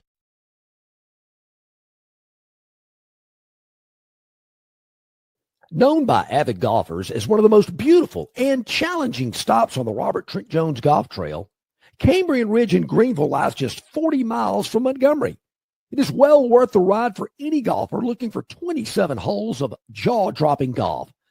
The greens have been redesigned to accommodate the higher green speeds associated with their installation of the latest generation of ultra-dwarf Bermuda grass. Cambrian Ridge offers a fully stocked pro shop with all the latest equipment and apparel. Great food and beverages in the clubhouse can be enjoyed both before and after your round. Get your group together and hit the trail. Go to rtjgolf.com/Cambrian Ridge for tee times and more information. Phoenix Physical Therapy is ready to help patients recover, recharge, and rise. They develop a customized therapy plan for each patient to get them back to enjoying their favorite activities. Their experienced team is committed to providing exceptional care in a professional environment. Whether you're looking to prevent or treat an injury, recover from a recent illness, or recuperate from surgery, schedule an appointment with one of their clinics and take advantage of physical therapy, athletic training, workers' comp, and employer solution services. Get back in the game, get back to work, and get back to life with Phoenix Physical Therapy. To find a location near you and to schedule an appointment, go to phoenixphysicaltherapy.com. That's phoenixphysicaltherapy.com. Hey, you want your property looking its very best this spring and summer, and River Region Straw has premium long needle pine straw to make that property pop. You're not buying sticks, stems, or pine cones. You're buying premium long needle pine straw from River Region Straw. Kenny and his staff have access to the best pine straw in the region, full of color that will last all season long. And now River Region Straw has a fourth location in Chelsea on Highway 280 to go along with their locations here in Montgomery, Prattville, and Auburn. No order is too big or too small, from a few bales to an 18-wheeler trailer load. To get your River Region Straw, drop by any of their 4 locations or give Kenny a call or text today. 669-5959. That's 669-5959. And have the best looking property this spring and summer with straw from River Region Straw. Okay, about 24 minutes to the top of the hour here on a Thursday. Rodney Orr, Jason Caldwell, great guest today. We'll have more tomorrow. Barry, you've heard the term gut punch, gut shot. Just, oh, man. Tough one. Well, that's what we experienced last night. And I say last night, even though this game was started early, there must have been a rain delay because it didn't wrap up till after 6 p.m. They did go extra innings, but Barry, the Cleveland Guardians were at the Chicago White Sox. And Cleveland was leading the game 3-1 going into the bottom of the 9th inning. 3-1. With 1 out in the bottom of the 9th, the Chicago White Sox were able to scratch over 2 runs to tie the game. What the French toast. Unbelievable. We're going, this is fabulous. Awesome. Oh. I'm trying to remember. Okay. All right. You had the other. Okay. All right. Yeah, I'm with you now. So I'm thinking, okay. So that's not the gut punch. We're down 3-1. We tie it up in the bottom of the 9th with 1 out on the board, but we still get it going. So the momentum is with the home team. That's right. We're feeling great. Pull one. Oh, so good. Somehow Cleveland gets 1 run in the top of the 10th. I don't even know how they got it. Solo homer. Who knows? Doesn't matter. It could have been a hit batter and 3 straight balks. Who knows? You know. I mean, we're on this high. We're feeling good. Got the momentum, and then Cleveland goes up 4-3 in the top of the 10th. But no worries, because we're about to come up in the bottom of the 10th. I mean, don't even sniff it. In the bottom of the 10th, lose the game 4-3. Which leads to the question that, so many people who take a flutter on sporting events have asked themselves, would you rather? Would you rather have just lost the game in the 9th? You know, you're down 3-1. Oh, man, doggone it. Just didn't happen. Would you rather that happen or, hey, we tied. I can't believe it. We're still in it. Game's not over. We're going to extras. Yeah. And then you lose it. I'll answer it this way. You know, Chicago, since you didn't cover for me, I'm glad you lost. I mean, you know, I'm glad you had to go extra innings and still lost the game because you didn't cover the spread for me. That's a little petty. So to heck with you guys. I mean, I appreciate the effort of getting it tied up in the bottom of the ninth, but you couldn't finish, You just could not finish. It's like Mandy Pepper said to Greg. Is it always this soft, honey? Is it supposed to be this soft? Yeah, so you got to stay with it, White Sox. You got to go with it. So that's like the guy on the interstate who's right. You're in the right lane on the interstate. Yeah, and you're going a little bit over the speed limit, but you're not unsafe. And the guy's behind you. He's like this far away from your bumper. You got traffic to the left, and you're thinking, go around. I'm going, go. And finally he goes around, and you think, well, man, that guy was a pain. And then you look back, and there he goes around you, and here comes a state trooper, lights flashing, and you're like, good. I'm glad. Sitting there flashing your lights at me, beeping your horn at me, telling me to go faster. I'm already going slightly over the speed limit, but I'm in the right lane. I'm glad you got pulled over. Good for you. And you give him the old, when you're passing by him, you give him the old. So they know that you know. That's kind of like, well, I'm glad it got their hearts broken in the bottom of the 10th inning. It covered from me. What do I care? That's exactly right. Right. You got it. All right. All right. So now that was yesterday. That was yesterday. And Lou Graham actually says late afternoon. I think night is when 6 o'clock hits. This is late afternoon, Barry. 5:40 is the scheduled first pitch on Major League Baseball TV. And it will take place in Motor City of Detroit, where the Houston Astros are going up against the Detroit Tigers tonight. Right. And the thing I like about this game, I did a little research here. Yeah. In looking at how many runs these teams score and give up so far this season.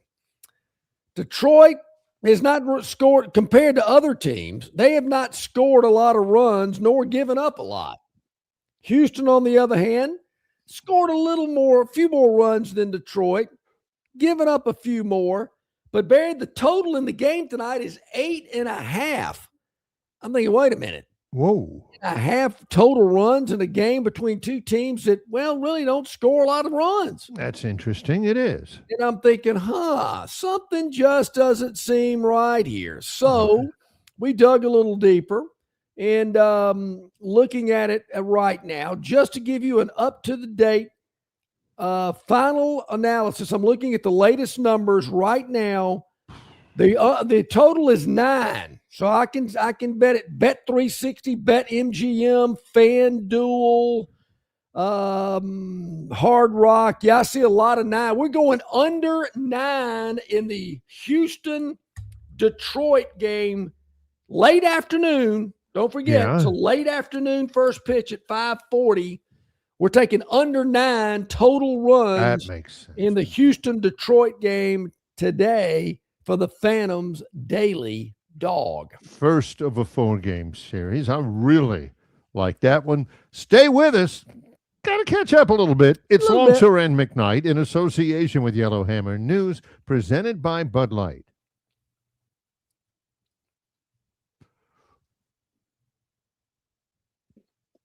All guests of Longshore McKnight appear on the City of Montgomery guest hotline.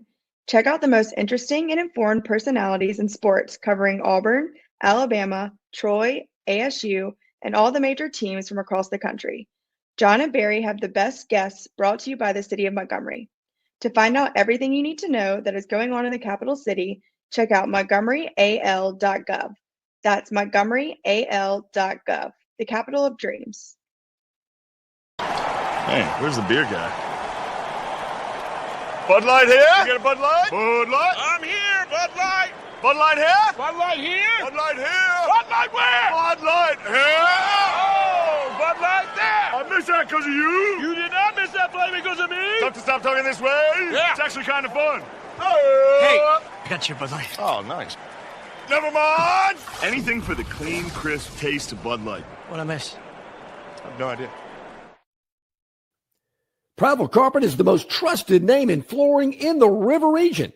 Ray Bowles and his staff have an extensive line of Mohawk stain-resistant carpeting in all the latest styles and colors. Prattville Carpet also has hardwood, vinyl, and ceramic tile for all of your flooring needs. Professionally installed at the absolute lowest prices. Take advantage of cash and carry vinyl plank at just $239 a foot.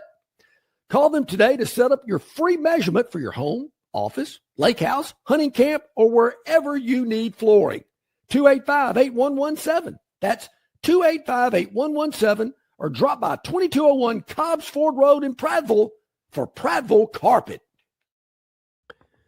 All right, welcome back in, everybody. 15 minutes or so until the top of the hour. Barry, you mentioned World Cup soccer. Yep. Who do the Americans have today? Yeah, they've changed this up, and I miss this. Normally, I like to be up to date, but there used to be a proper country called Turkey. Yes. It's funny, it's funny. It's the name of a bird you have for Thanksgiving. They called it Turkey. Well, they've changed the spelling of it now. It's T-U with a couple of dots on the top, R-K-I-Y-E, and now they pronounce it Turkey. I heard that last night when they were promoting this game, and I looked at the screen. I saw the spelling after I heard him pronounce it. I went, where's that? When did that become? When did Turkey, which was funny, yeah. Turkey is a big country, it was called Turkey. Who wouldn't like a country called Turkey? But they've changed it anyway. So the Americans are playing I guess you still call them the Turks. Yeah, I guess so. There was a Rod Stewart song called Young Turks. Uh-huh. So it's the United States versus Turkey. I hope I'm saying that right. And the U.S. is doing all right. 9:00 tonight on Fox. The U.S. has already clinched first place after a couple of really strong performances. And I think the American fans, two things are happening real quick before we go to the topic wheel. Two things are happening in the World Cup. All right. Number one, it's great that we, and when I say we, I mean America, United States, you and me, are getting a little refresher course on just how great this country is. Mm-hmm. Again, we're getting all of these people coming in. I don't know how the Scotland people are doing this. I don't know how the Norwegian people are doing this, but it seems like the whole country is over here. Do they get time off? Do they get extra vacation days? Do they have, $100,000 in the bank and they're spending it all in America for 2 weeks following their team? I don't know. But everybody is coming in saying, man, yep, I cannot believe that this country is so big. I can't believe that this country is so prosperous. And I can't believe I've spent my entire European life and never tasted barbecue brisket.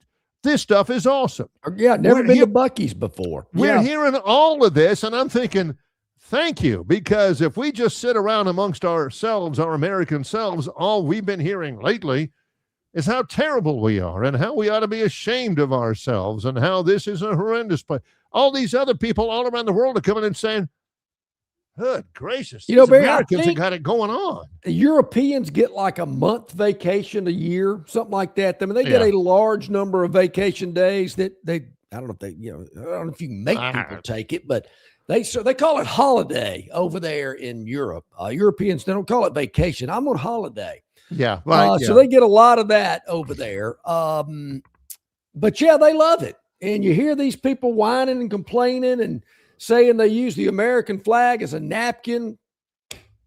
Some politician that just got elected in New York. I'm glad the rest of the country's not like New York. I visited New York many a time. I couldn't live there. No way. I have a niece. My sister's daughter lives in New York. She's wonderful. And she likes it there.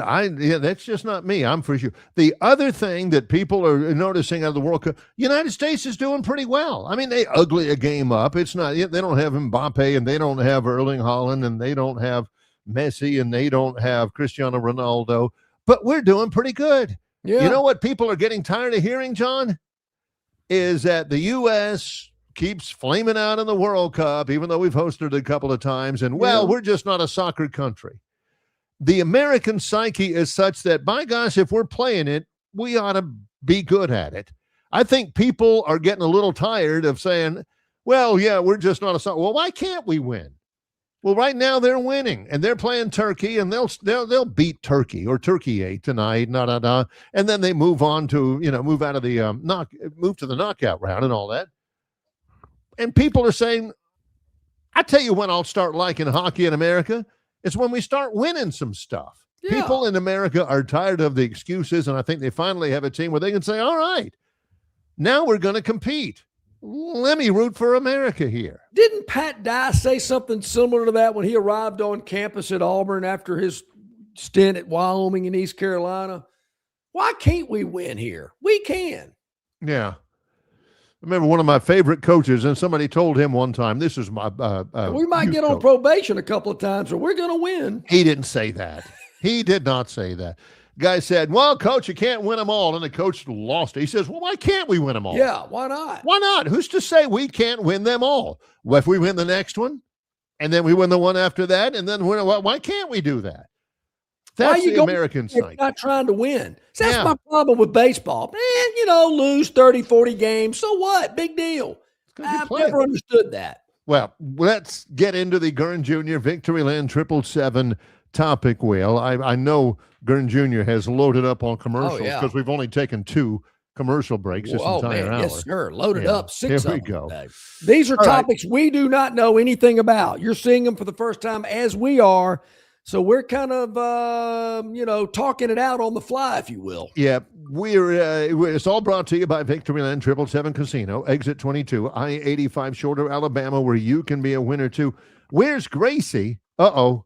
Did Romy slump buster? Did Romy? I saw that. I saw something about that. Texas is such a big state that they lose a whole dang giraffe. Wait a minute, they have giraffes in Texas? It's got a private ranch in the Texas Hill Country. You know how those ranches are. Some of those ranches are bigger than like Rhode Island. Yeah. But there was a ranch in Texas, the Cedar Hollow Ranch. The Hill Country is beautiful. Mm-hmm. And the giraffe escaped. Wow. And multiple sightings, local residents, ranchers, law enforcement, helicopters, drone, and trail cameras. Gracie's owner is offering a $5,000 reward leading for her safe recovery. Who's to say that Gracie is in danger?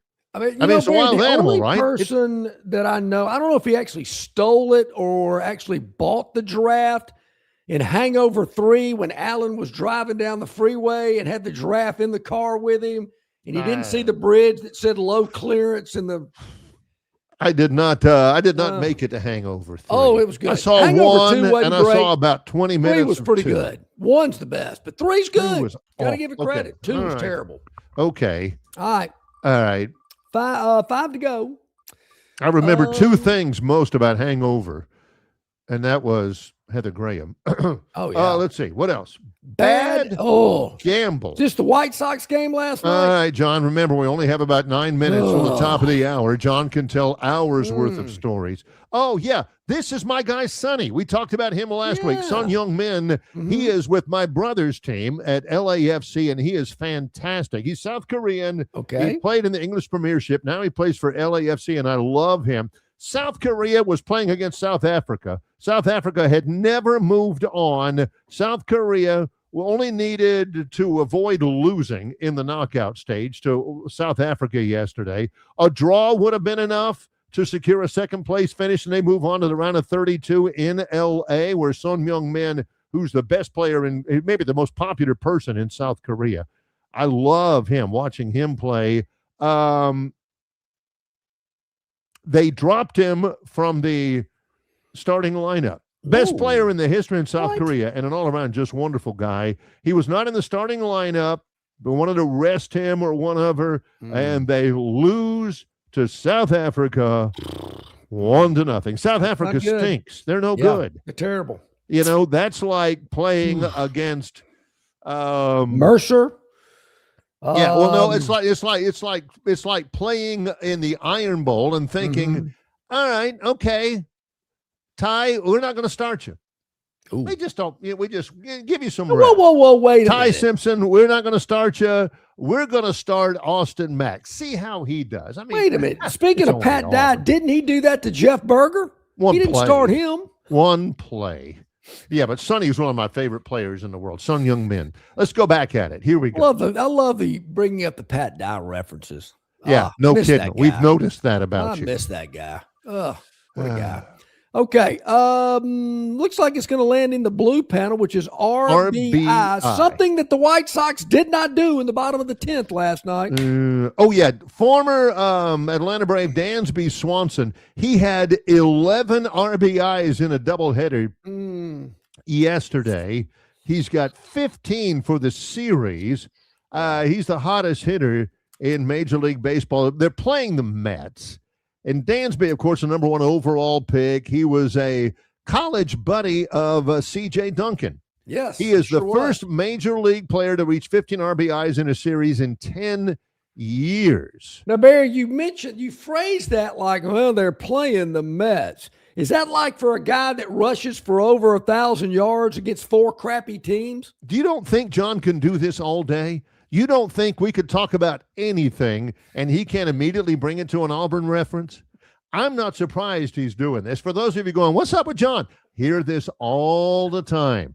Again, we could talk about the Chechen national gross product, and John would say, hey, talk about a gross product. How about the Aubs versus Oklahoma last year? Whoa. He can do this all day long, I promise you. Okay, let's try to get back on track. Let's try. My fault. Yes. 3 more to go. Yellow, blue, and red. Victoryland 777 Casino, exit 22 off I-85. Shorter, Alabama, open 24/7, 365. My call, not yours. Okay. Oh, yeah, his catcher, Dalton Rushing. Shohei, of course, he's the best player in the major leagues, best player in the world. He's the DH. He's also one of the best pitchers ever. He got frustrated with his catcher, Dalton Rushing, during 3-run second inning. Dodgers as the 1-1 comes home, and this is a little bit low. Shohei says, challenge. Rushing says, no, I'm not going to challenge. Shohei says, well, challenge. So he challenged him. Now he's calling his own pitches after that. Oh, and he gets overturned. Yeah, he's like, dude, why didn't you challenge for me? This is another one later on. Yeah, that was. I could see that was across the plate from here. He wasn't going to make anybody later on. And Shohei says, "Come on, man." He wasn't going to make challenge that one. Rushing says, "No, I won't. It'll hurt his feelings or something." And so he ended up challenging his own pitches because his catcher wouldn't do it. Shohei is all that. Yeah. Shohei getting rank pulled on him by somebody named Dalton Rushing is like program director getting the rank pulled by Longshore going down the hall and say, get rid of the Braves. And they're like, well, why don't we get rid of the program director's like, Barry, if you check the waiver wire, is that catcher at the AA affiliate of the Dodgers this morning? I don't know. It's very frustrating. By the way, our friends at iHeart, there's been like 1,000 people, 2,000 people that have gotten laid off with all the iHeart radio things. God bless you. I'm rooting for you. I spent a long time. Yeah, I spent 30-something years in radio. So, there've been a lot of program directors got We know a lot of program directors. Yeah. I said no. No. All right. Let's see. Say it. No. Say it. Stop. Dog. I could point at you. No. Yeah. No, I'm telling him. Dog's looking him dead in the eye saying, Remy, no. What? No. No, don't touch. Don't touch. Don't touch. Not allowed on the bed. You I no. want to get on the bed. Lie down. Hung the phone up. No, you don't talk to me like that.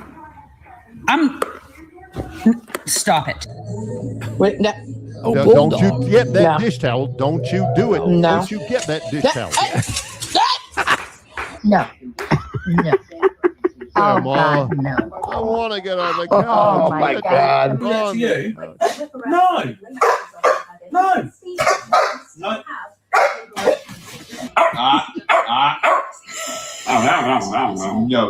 No. Come here. I got to deliver it tell back. you, I could Since you watch took it these. from me? Oh, me too. No. I love the dog stuff. Oh. See, the cat stuff. Tommy, Cat no! That You know, is it's gross. interesting. The babies, my brother-in-law's got 2 small boys, and man, they tug on that dog ears and lay on it. I'm thinking, man, Dog will just take it, the man. dog just takes it. It's amazing. It really is. Yeah. All right, one more to go. We'll spin it to make it official here. Our It's like last when topic. Saban, within the pregame, whenever Brian Harsin was trying to talk to him, and Saban was like, "What? You don't even Who belong to got the same-" called out here? Oh, let's see what Called we're talking- out. Ooh. Now, this is an entire. We talked about this the other day. Caitlin Clark is by far the biggest property in the WNBA. She's responsible for all these players making so much money, and they beat the snot out of her all the time. Watch Not this. good. Just Caitlin Clark. She's the one with the ball. Not very ladylike. The need of the stepped on. and they're stepping on her and all the. She is their meal ticket. They ought to be looking at their bank accounts and thanking Caitlin Clark. All right, she knocks down, watch, knee to the ovaries, step on her, all that. But see, I got to give credit to that defender, Barry. She's stepping on her and kneeing her, but acting like she's not doing it. Like, what? What's going on here? Watch, What? fist What? to the throat. She's in my way. Yeah, watch this fist right there. Ugh. You know, they let that go, and the referee's Yeah. not paying a bit of attention to it. It's Barry, I insane. can't sit here with a straight face and say, I don't know. I might have done something like that myself. Yeah. Well, Can't do it. Hey, Barry, tomorrow, I understand possibly the mayor will be joining us tomorrow to kick off hour number 2. We got a lot of other great things we're going to get into tomorrow as well. the mayor, of course, is the mayor of Montgomery. Stephen Yes, Reed. yeah, that's right. And there again, I'm getting a lot of reaction, but I'm open-minded. My mind can be changed. Cannot, but let's go play with But it. I got Auburn and Alabama as of today going 8-4 this upcoming college football season. Many thanks to Rodney Orr-Tyder, Insider.com, brought to you by the Destin Connection Seafood Market, Jason Caldwell, AuburnUndercover.com. It's Longshore and McKnight in association with Yellowhammer News, presented by Bud.